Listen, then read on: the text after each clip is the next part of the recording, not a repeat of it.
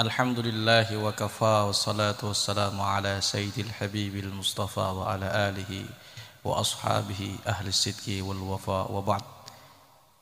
Qala ta'ala wa hiya tusamma bi ayati shifa. A'udzu billahi samil alim minasy syaithanir rajim wa yasfi sudura qaumin mu'minin wa shifaa'un lima fis sudur fihi shifaa'un linnas wa nunazzilu minal qur'ani ma huwa shifaa'un wa idza maridtu fa huwa yashfin. Qul huwa lilladzina amanu hudaw wa shifaa. Wa qala Rasulullah sallallahu alaihi wa alihi wasallam likulli da'in dawa fa idza asaba ad-dawa'u da'a bara'a binillahi ta'ala. Al-hadits wa kama qala. Di ajlil iktisar al-iktifa, ruqyah itu artinya apa tadi, Bu? Sempur secara lafziyah. Namun ruqyah secara maknawi menurut para ulama adalah idza awad wa nafatha fi 'udatihi. Jika seseorang meniupkan sesuatu dengan tiupan yang ringan bi ghairi busaq. Nafas nun fa'sa itu adalah tiupan bi ghairi busaq. Baik, supaya lebih paham kita akan praktek. Setuju? Oke, tangannya semua di sini begini. Nah, seperti ini. Jadi kan mau langsung praktek karena kita praktisi, jadi langsung praktek, bukan teori. Setuju? Tangannya sebuah begini. Orang kalau punya penyakit bisa lewat tangan dilihat. Lihat tangannya sendiri-sendiri. Kalau ini merah, maknanya tensinya tinggi, suka marah-marah. Kalau dibiarkan, loh betul Bu, penyakit itu dalam Al-Quran disebabkan karena dua faktor. Pertama, wabyaddat ainahu minal huzni wa huwa kadhim. Kesedihan dan jengkel. Orang terlalu jengkel, sebelum datang gangguan gaib akan datang sifatnya ini pengundangnya. Siapa itu? Jengkel. Coba dilihat tangannya yang merah-merah, pasti suka jengkel. Kalau suka jengkel dan kalau dibiarkan tidak disembur, akan terjadi pemecahan pembuluh darah hingga stroke. Hati-hati yang merah-merah. Kalau masih jengkel, karena isyarat dari Allah Subhanahu wa taala, Nabi Ayub itu matanya babyaddat ainahu minal huzn, sampai matanya hampir memutih minal huzn karena sedih, wa huwa kadhim, ngempet ini. Jadi kalau orang ngempet jengkel walaupun toh Nabi minal huzni dan sedih, maka akan terjadi penyakit. Nah, kalau yang sini nyuwun saya, mohon maaf, yang kesini kecil ibu-ibu, kalau ibu-ibu ini maknanya rahimnya bermasalah. Betul. Rahimnya bermasalah. Nah kalau bengkong-bengkong semua, bapak-bapak kalau bengkong-bengkong semua, ini maknanya sudah tua. Tidak ada satupun ketok magic yang mampu meluruskannya. Dan itu harus maknanya berobat dengan istighfar. Jangan ingin nikah lagi, sudah tidak kuat. Subhanallah. Betul. Baik. Orang bisa dilihat lewat tangan, begitu pula lewat gerakan tangan. Lewat gerakan tangan ini adalah untuk mengetes pada diri kita, itu kita punya penyakit atau tidak. Saya ulangi, gerakan tangan ini bisa untuk mengetes orang ini punya penyakit atau tidak. Bahkan Pak polisi pun bisa ngetes ini orang pakai narkoba atau tidak, hanya menggunakan tangan. Dan panjenengan juga bisa dilihat panjenengan ini punya penyakit atau tidak. Caranya, yang bisa nirukan saya pasti dia insya Allah sehat. Jika tidak bisa nirukan, maka pasti dia punya penyakit dan harus disembur. Tirukan saya tangannya semua begini. 1. Bisa? Kalau tidak bisa hati-hati. Alamat gejala stroke. 2, bisa enggak? Loh keliru. Jadi saraf sensorik dan motoriknya terganggu. Ada yang nggak bisa itu tangannya begini. Ini bergetar. Hati-hati. Siapapun, walaupun Pak polisi. Hati-hati. Bisa enggak? Pasti yang enggak bisa dadanya suka sesak. Ya Bu? Betul? 2, 3. Oke? 3, 4. Bisa enggak? 4. Hati-hati, seperti ini alamat. Banyak-banyak istighfar. Allahu Akbar. Banyak kalian ternyata punya penyakit semua. 4, 5, lebih cepat. Karena ketika dia ngomong begini, ya, ketika dia ngomong begini, terus tangannya kok begini, maknanya nggak nyambung. Sarafnya bermasalah, saraf motorik. 4, ayo lebih cepat. 5, 1, 2, 3, ayo 4, ayo bisa enggak? Ayo, keliru. 5. Nah, penyakitan semua ini. Bagaimana tradisi para ulama ruqyah semenjak jahiliyah sudah ada. Makanya dilarang oleh Rasulullah, innar ruqa wa tamaim wa tiwala syirk. Tetapi suatu ketika di zaman Rasulullah ada namanya sahabat Sa'id Al-Khudri. Kesengat kala jengking. Setelah orang Yahudi tersengat kala jengking. Kemudian dibacakan ayat suratul Fatihah. Padahal sebelumnya Rasulullah melarang. Tapi Imam Sa'id Al-Khudri membacakan Al-Fatihah dan sembuh, tersengat kala jengking. Kemudian diberi kambing, sembuh, diberi kambing, disodorkan kepada Rasulullah sallallahu alaihi. Apa ternyata upah dari sembur tadi, kambing dimakan oleh Rasulullah. Bahkan Rasulullah juga ikut makan. Kemudian beliau berkata, Rasulullah tidak ngajarin kok. Rasul mengatakan, "Ya'radu alayya ruqakum la ba'sa birruqa ma lam takun fihi syirik." Enggak apa-apa ruqyah asal tidak syirik. Ternyata baca Fatihah, tidak apa-apa. Apa hikmahnya? 1. Al-Qur'an boleh dibacakan pada orang non muslim. Boleh enggak orang non muslim diruqyah? Boleh apa tidak? Boleh? Boleh enggak orang Hindu diruqyah? Dibacakan Al-Qur'an? Karena Al-Quran rahmatan alamin. Boleh.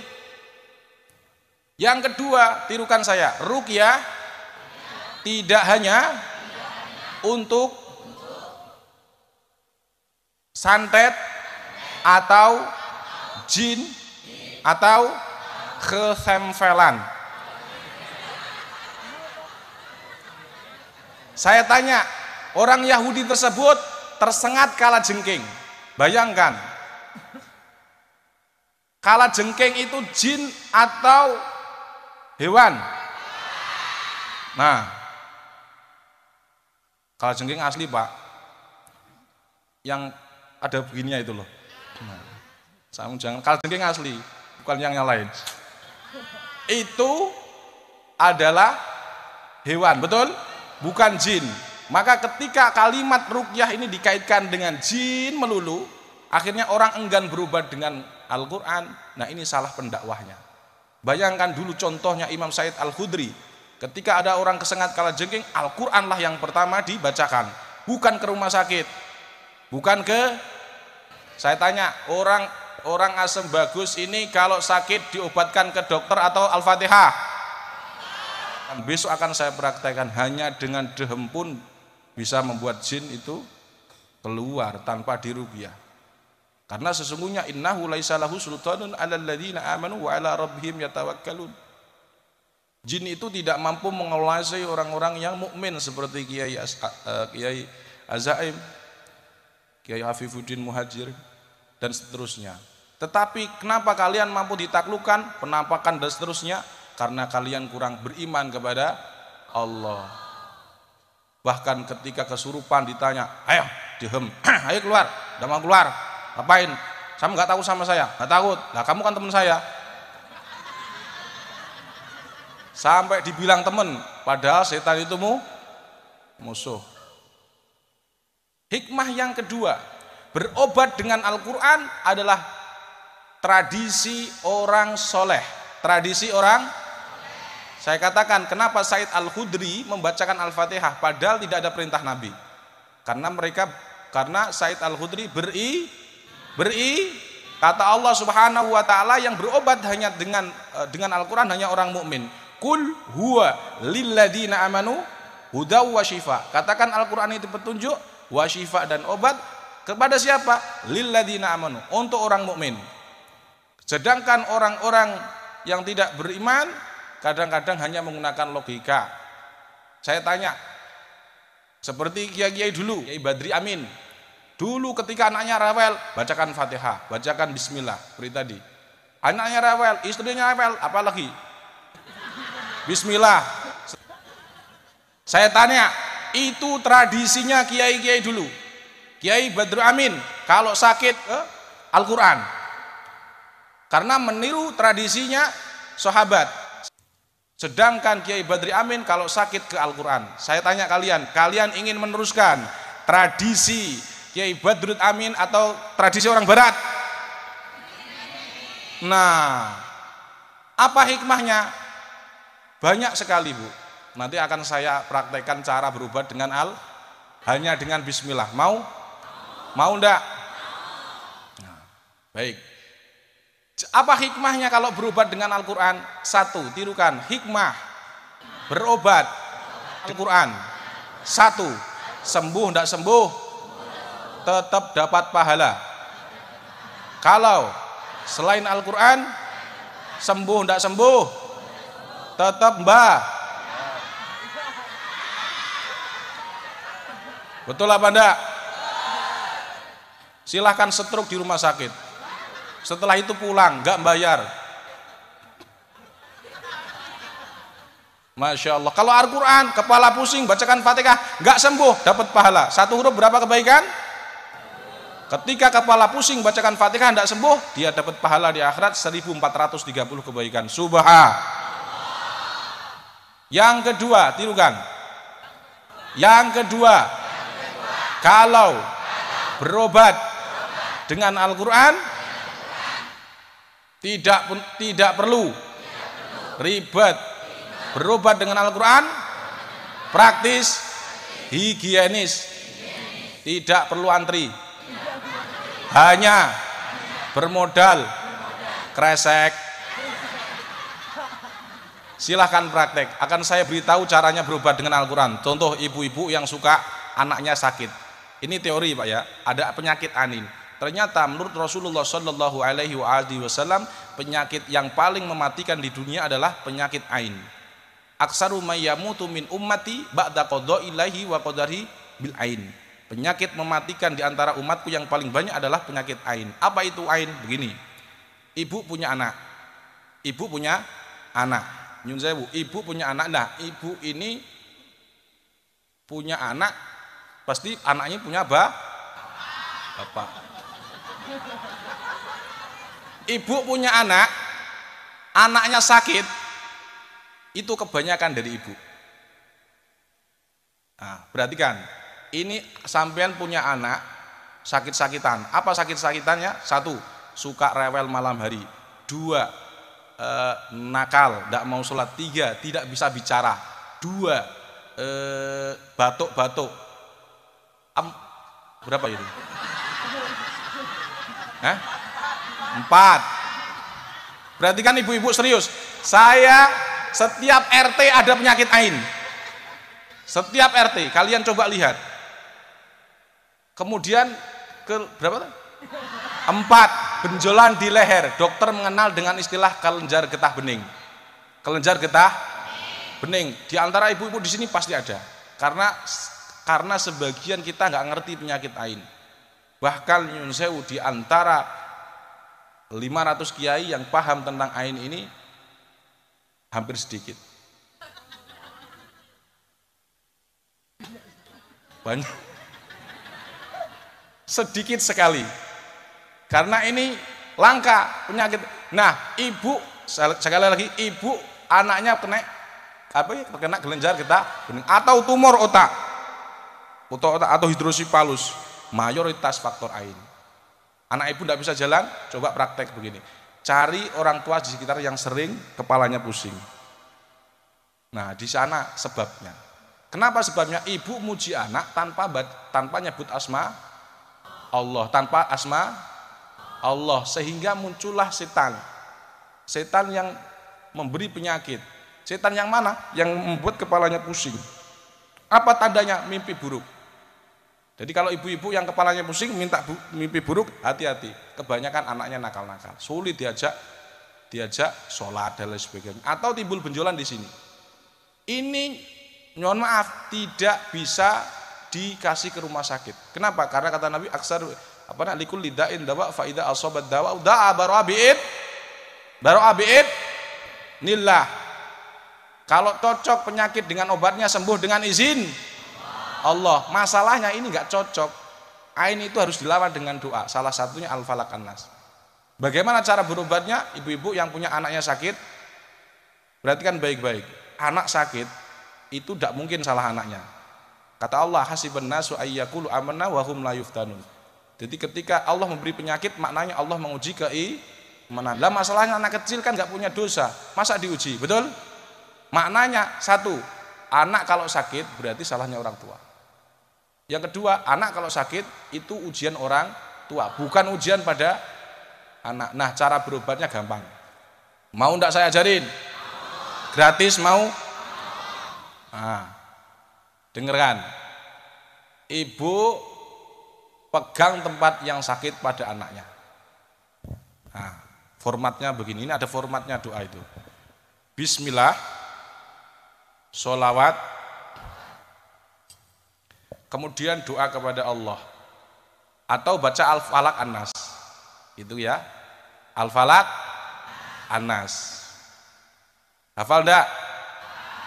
Yang ketika wa min syarri hasidin idza hasad diulang-ulang. Terus kalian minta kepada Allah, ya Allah, kalau penyakit anak saya ini karena kesalahan saya, kejengkelan saya pada suami, yang karena suami saya nikah lagi tidak saya izini, misalkan namanya misalkan, misal karena saya jengkel,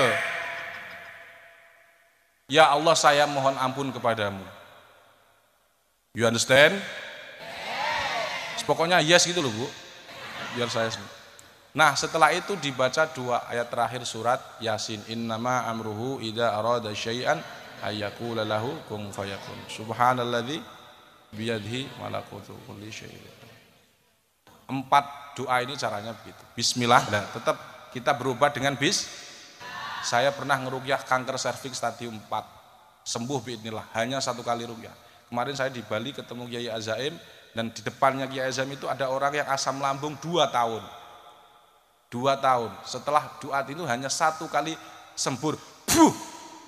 Basah mukanya. 2 tahun belum pernah minum kopi, berani minum kopi. Itulah mukjizat dari Al-Quran. Salah satunya itu adalah kalau Allah min haisul wa'ad, Allah selalu benar, tidak mungkin dusta, tidak mungkin salah. Insya Allah begitu. Jadi ibu-ibu kalau sakit berobat dengan Al-Quran, caranya gampang. Itu kalau anak. Kalau ibu di sini tidak sakit, karena kalau saya mau praktekkan nanti khawatir terjadi banyak kresek ya di sini. Jadi cukup pegang tempat saya sakit, mau tak ada ajaran. Jadi berobat gratis dengan Al-Quran. Silahkan praktek, silahkan kalau bawa kresek. Itu yang kecil, yang kurus. Kalau yang gede-gede pakai bak, itu kan yang gede ya. Ya buat cuci ini kan nggak muat soalnya kreseknya. Sampean pegang tempat yang sakit, misalkan ada kelenjar getah bening di sini. Oke? Amin pegang. Nyambung hati ke Allah, bismillah, sholawat, terus baca Al-Falaq An-Nas. Bismillahirrahmanirrahim. Qul a'udzu birabbil falaq min syarri ma khalaq wa min syarri ghasiqin idza waqab min syarri nafatsati fil 'uqad wa min syarri hasidin idza hasad. Kemudian An-Nas. Qul a'udzu birabbin nas ila akhirih. Terus kemudian minta kepada Allah, ya Allah sembuhkan jika ada penyakit dalam tubuh saya dikarenakan saya jengkel atau sedih, dua-duanya. Karena isyarat Al-Qur'an itu penyakitnya karena 2. Sebelum dunia psikologi menggunakan teorinya, Al-Quran sudah karena saya sedih dan jengkel dengan sebutkan namanya, suaminya sebutkan suaminya dalam hati, jangan keras-keras karena dia sebelahmu. Karena saya jengkel dengan suami saya karena tidak seganteng Kiai Azaim, misalkan kalian jengkel, ya kan? Ya Allah saya mohon ampun ya Allah kepadamu, ya Allah, sampai nangis gak apa-apa, ya Allah. Terus amin ya rabbal. Innama amruhu idza arada ayyaqula lahu fa subhanalladzi malakut. Nah, kemudian ditiup. Ini namanya ruqyah di situ, harus ada tiupan. Gini. pegang, plek, buka mulut. Nah, nanti misalkan takoyuk, muntah dan lain sebagainya, biarkan, ikhlaskan. Itu penyakit. Silahkan dipraktekkan. Kalau Anda ulangi 11 kali, ternyata kelenjar getah bening nggak sembuh, datang ke saya. Datang aja, gratis. Ya datang, kemudian gitu Bu ya, terus dikeluarkan begini. Insya Allah dengan barokah ayat-ayat Allah, penyakit panjenengan apapun penyakitnya sembuhkan Allah. Amin ya rabbal alamin.